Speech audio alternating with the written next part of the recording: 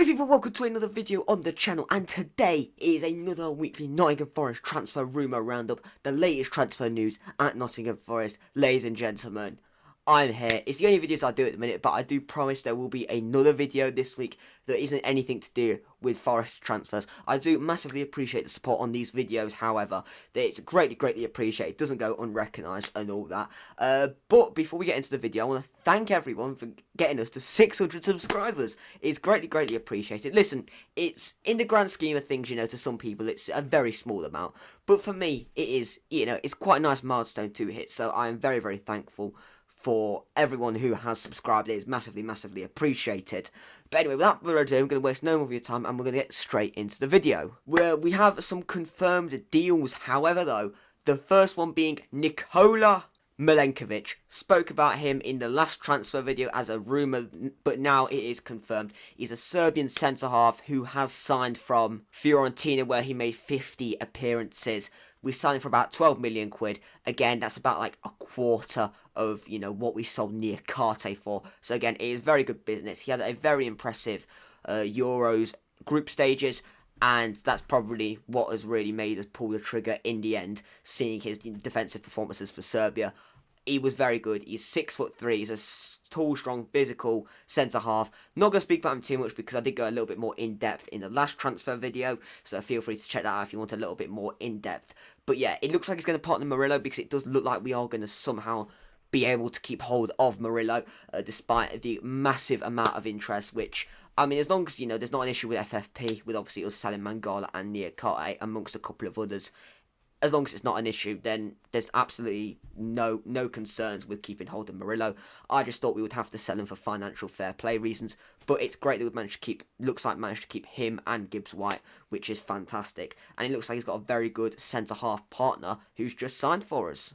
And the final confirmed deal is an outgoing. Isapur Usong has departed on loan for Rotherham. He's 19 years old. He's gone out on loan for, I believe it's the season for Rotherham, which, again, that's pretty progressive for his career. 29 appearances for the under-21s, bagged 7 goals. Not too bad. Could do with some reasonably regular first-team football at the top end of League One.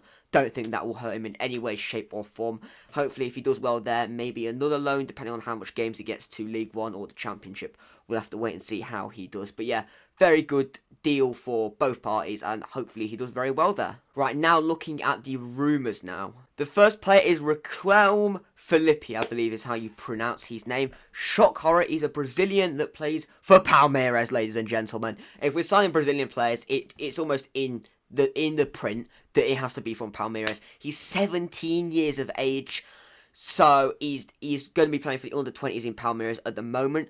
Apparently the fee's around 4 million quid that is being talked about between us and Palmeiras. So that is quite a lot of money for a 17-year-old. I don't know if he's going to be integrated into the first team or the under-23s.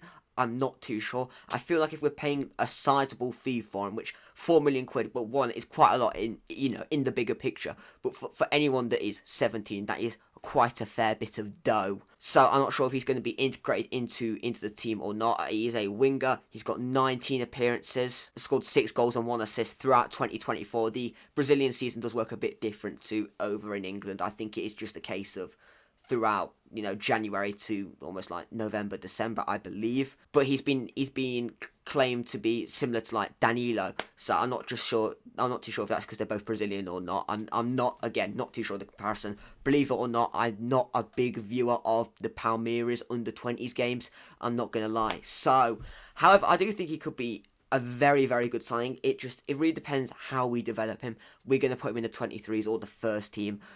Again, we are looking for wingers, so it wouldn't surprise me if he is going to go somewhat into the first team. So we'll have to wait and see what happens there. However, you know, at 17, 19 appearances, 6 goals and 1 assist, it is very good at just 17. So you can only develop further. It's going to be interesting to see what we will do with him and how will that affect his development. I don't really see us signing him to then just loan him out. It seems like a player that we would sign to try and keep at the club and develop. So that it'll be, I'm interested to see what we do and how that will affect his development. The next player is someone who we have been linked with many times over the last 18 months or so, Chuba Akpom. He's currently playing for Ajax. However, there's rumblings that he wants to leave. He wants to, move clubs. And we've been interested in him since, his very successful season at Middlesbrough, where he scored 29 goals in 42 games. He did go to Ajax in the end, which I suppose was understandable. One of the best teams in the Netherlands. It was understandable he wanted to go there. He was going to compete for trophies. However, we are interested in him with, rumoured outgoing. He's 28 years old, however, so it'll be interesting because obviously Awoniyi's only going to be fit for 15 games. Chris Wood is still, despite having a very good season last season, he still can be a little bit hit and miss. So we could do with a stable striker, and I'd like to see how Akpom would do in the Premier League. We've not really seen him play consistently in the Premier League, and if we have, I can't remember. The fee that we would have to pay is unknown. He's got a market value of 12 million quid.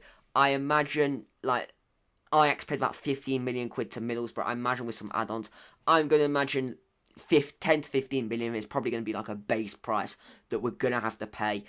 Maybe with some add-ons and some clauses, we might be able to, have to pay a little bit less up front. So, yeah, I don't think he'll be a bad player at all. Decent burst of pace. I think probably more similar to Awoniyi than to Wood, to be honest, but I think he is quite different to both of them. So, I will be interested. If we could get him for a good deal, I think more towards the £10 million region, then I think he will be a very, very good signing for us. Can also play as like a number 10 as well, but primarily is a number 9. And also if we do, for some reason, go with a 2 up front, which Nuno has done in previously at some of his other clubs, mainly Wolves. Again, it'll be interesting to see him partner with Wood or Awoniyi. But yeah, we should really be in the market for a slightly younger striker, just because Wood's probably got maybe another year at competing at a good level without many reoccurring injuries, and Awoniyi has reoccurring injuries. If we had Awoniyi fit for the whole season, then I'd have absolutely no issues with just Awoniyi. However, we're lucky to have him for half of the season. And the final player is Marco Friedl, as I believe how you pronounce his surname. He's another centre-half currently playing for Werder Bremen. And I'd say he's got quite a good legacy for himself over there. He's currently club captain. He's been there since 2019. He's still got another 2 years left on his contract. They're going to want quite a high fee, to be fair. I've seen reports saying anything between 50 million and 25 million. So I'm going to say it's probably going to cost us 20 million quid if we're going to sign him. However, despite him, having quite a good record, 26 appearances, 1 goal, 1 assist from centre-half is not too shabby. Captain as well. Very good things to have on your CV when going to sign for another club. However, he was asked about it in an interview, and he's basically just said they're just rumours at the moment. He's not outright denying us, but at the moment they are just rumours. So I don't think there's anything. We're not in the final developing stages of potentially signing him. However, he did seem to have some reoccurring injuries throughout the season, missing 8 games through injury, 1 game through suspension. So overall, looking at what he could offer to the team, he would not be a bad signing. However, he's probably going to be a little bit out of our budget range, and with some of the other centre halves that I've spoken about in these transfer videos, we can get one for a fraction of 20 million. So it would seem a bit peculiar if we were going to spend such a high-end amount of money for when there's so many other defenders that we've been looking at for far less as well. And we've already brought one in, so I'm not sure if that's going to affect how tirelessly we're going to pursue this deal or not. I do expect us to bring in another defender, though, just because of the volume of depth. It's really, outside of Murillo and Nicola, it's only really Willy Bolly. And once again, his legs are notoriously known for being made of candy floss. So we'll have to wait and see. But yeah, thank you for watching this transfer video. As I said, there will be another video this week. And then, yeah, the transfer video should be on Monday or Tuesday, pretty much every day until the transfer window ends. So, yeah, once again, thank you for all the support on these videos. It is greatly appreciated, and it does not go unrecognised. Once again, thank you for 600 subscribers. Hopefully, we can get to 700 as swimmingly as possible. And, yeah, thank you for watching. Follow the TikTok if you would like, and I will see you all very soon. Goodbye.